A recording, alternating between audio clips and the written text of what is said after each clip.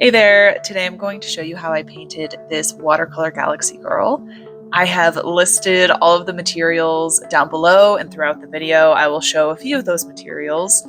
This is an intermediate piece, but if you are not an intermediate watercolor artist, you can still get some valuable insight from this video.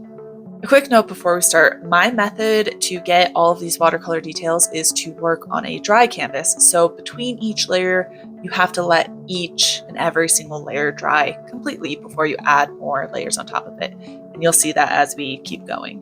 I started off with this graphite sketch, and it was so dark that I decided to do some light erasing on it because watercolor is a transparent medium, meaning that every layer you can still see the layers underneath it. So unless you have a lot of pigment on your brush or you do really dark watercolors, you're gonna see that graphite below it. So I always erase a little bit of those dark, harsh lines.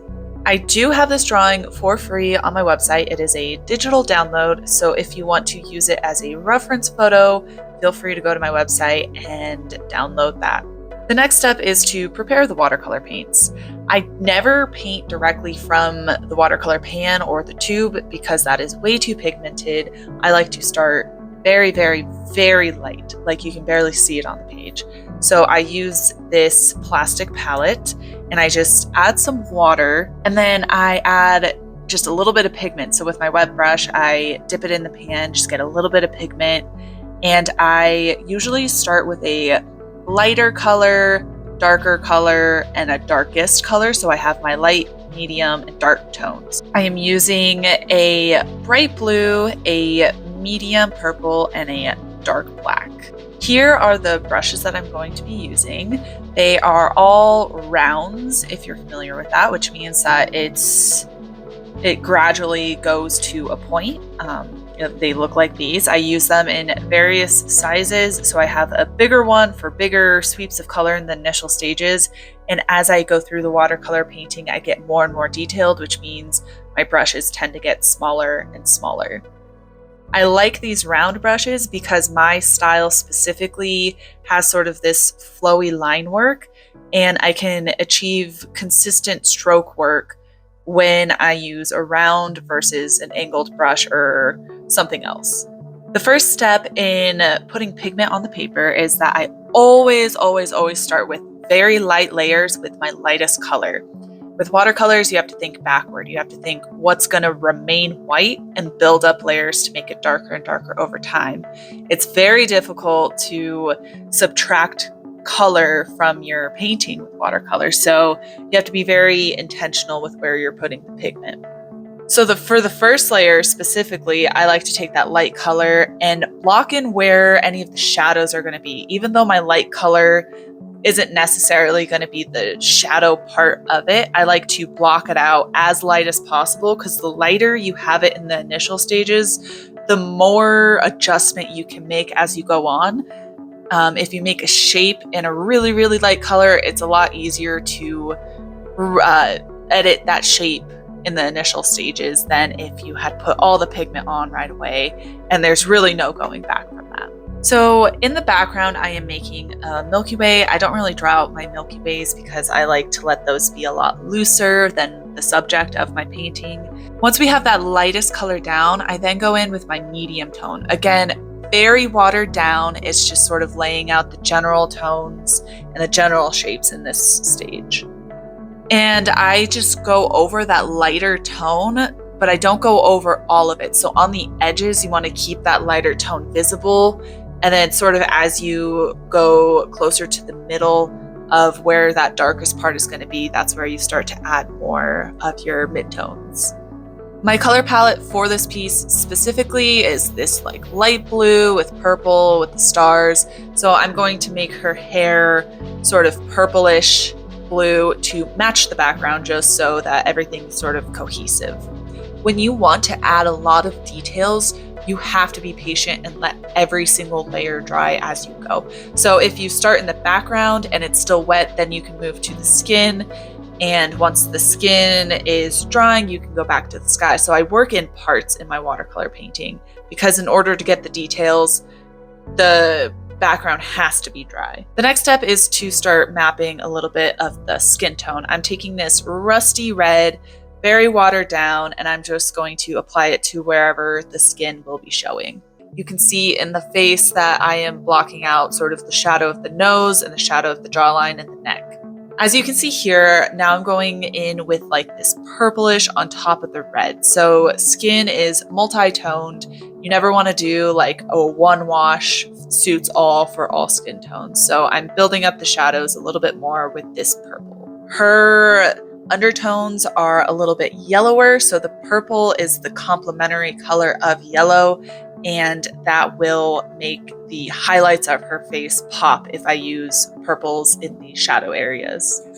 And as you layer, you might get some hard edges. So a way to soften those edges as you go is to dampen your brush with just a little bit of water and kind of rub it on those edges just to soften them up. This next step is to add some of those blues to the shadow of her skin. Again, I'm trying to make it very cohesive so the shadows of the skin are going to match the sky. And just like when we build up the layers on the skin, we are also building up the layers in the hair, and we are kind of mapping out where those shadows are going to be, where the darkest parts of the hair are going to be. So my camera cut out on this next step, but essentially I started to map out the flowy lines on her skin. My style is very flowy, has a lot of line work, and so I wanted to incorporate that into this piece. You can skip that part of adding all of these lines and just follow the shading portion of this video if you don't want to add texture to the skin. As you can see here, I started very lightly on the line work, and now I am building that up just as I would the shadows and the shading of any other watercolor painting. So the same concept applies whether you do line work or not in the skin, is that you start very light, you start with mapping out the direction of the lines or the patterns, and then you start to build up the layers. So as you can see here, I'm starting to add some of those darker skin tones to the lines that I have mapped out, and I am just treating it as if it was skin and shading it from there. When adding texture and lines on top of my paintings, I always think about the contour of the object that I'm painting. So for instance, if you see her neck, I'm not doing a lot of zigzag lines. I'm not doing straight up and down. I'm not doing squares. I'm going with the curve of her neck. Same with the shoulder, same with the forehead. It's all going with the flow of the object that is there. Another thing to keep in mind when doing these flowy lines, the way that I do them specifically, I like to think of where the audience is going to be looking. So I want the audience's eye to sort of start at the bottom of the painting and flow up toward her face. And that's what those lines on her arm and her shoulder are doing, is it's leading the line up and going with the contour of her arm and her shoulder. The line work all mixes with each other and leads the eye in certain directions and gives the illusion of movement in a still image. While we let the skin dry, we are going to add some more shadows to the hair and add some darker parts to the sky. Again, we are working in layers and we are deepening these shadows as we go along. So in the next part, I will apply that same technique we did on the skin to the sky. We're going to add some flowy lines to move the direction of the eye outward and to create this sort of radiance as if she has this energy coming from her. So the lines are gonna flow away from her face and kind of look like she's glowing.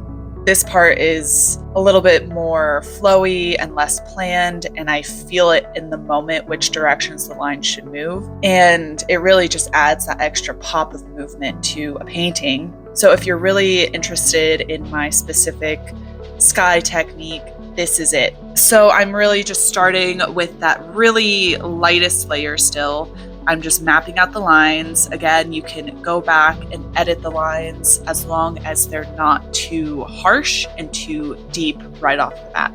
And once I have that mapped, I start to add darker colors. And once that's all mapped out, we start to blend all of the colors together.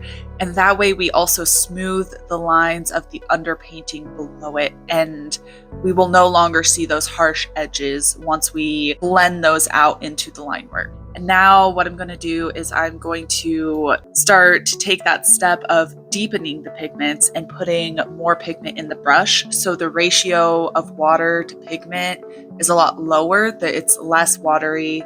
And when you put the paint on the canvas, it'll be more visible. So we're really just deepening the lines that we've already put out.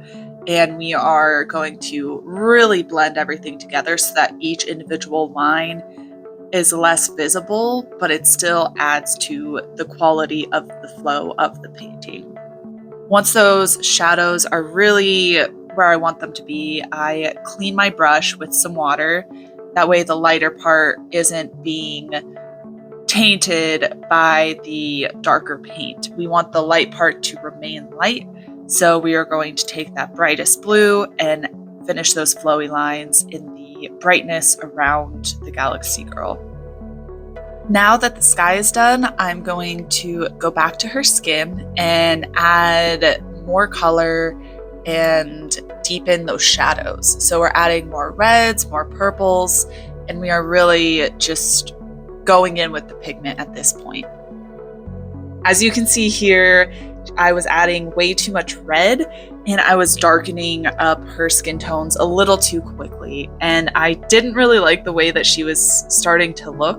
So I did lift a little bit of the color, and sometimes you just have to push through the ugly stages. That's a big part of art, is to be okay with your painting not looking like you want it to until the very end. And it really just takes practice to understand what ugly stage you want to push through and what ugly stage you want to revert and take back. And in this case, I really wanted to take back a lot of those colors, so I lifted some of that pigment off the page. Now that I've toned down her skin tone a little bit, I am just adding the final details of her skin, adding those eyebrows, darkening the eyelids, and wherever the deepest shadows are going to be, I'm adding harsher lines just to define those darker areas a little bit more. Next step is defining the hair a little bit more to deepen those shadows, just as we are doing with the rest of the painting. And I am building up from medium to dark tones, and we are leaving whatever areas are the highlights, we are leaving those, not putting any pigment in them because we want them to remain lighter. All right, so this is probably my favorite part of any painting, is once I have all of the colors down, all of the shadows down, and I have all of the details that I want, I go back and add highlights. This is my favorite part. This just brightens up all of my paintings. To add stars, to add highlights, it really brings it all together. And we are just going to take our tiniest little tiny brush and put some of that ink on it and just dot the stars. This part is very simple. Don't overthink it. What I like to do is in the lighter areas of the sky, I put a few more stars, because in the Milky Way, the reason the Milky Way is lighter and why we see a strip of stars in the sky is that there are clusters of stars in the sky. It is where there are the most stars. So I like to use that logic in my paintings, and the lighter areas tend to have more stars. Really just have fun with this part. It's seriously the best. I am also going to highlight the lighter areas of her skin to make it look like there is sort of the shimmer of the sky on her skin to help with that glowing effect. I am also putting the highlights in her hair, and I'm adding some stars to her skin. I wasn't planning on doing this, but I really just kind of went for it, and I think that it had a nice glowing effect, and it made her blend in with the sky, which is really what I wanted. I wanted her to be a part of the stars. That was a big meaning behind this painting, is that she is the stars, we are stardust, she is a part of the galaxy. And once we have all of the highlights down, I like to soften those edges a little bit. This isn't necessary, but I like to have the edges a little more blended into the color. So I wet my brush ever so slightly, super damp, and I just run the brush along the edges of the white to make them blend in with the color in the background. I don't do that for the stars because I want the stars to remain defined. All right, and that completes the Galaxy Watercolor Girl. If you want to see more tutorials like this, or you want to learn about the basics and the more advanced techniques of watercolor, subscribe, because I will be coming out with way more tutorials and showing you my process in the future. And if you have any questions about what you saw today or what you learned today, please comment them down below. I'd be happy to help you out where I can, and keep painting. Just have fun with it. Thank you for watching.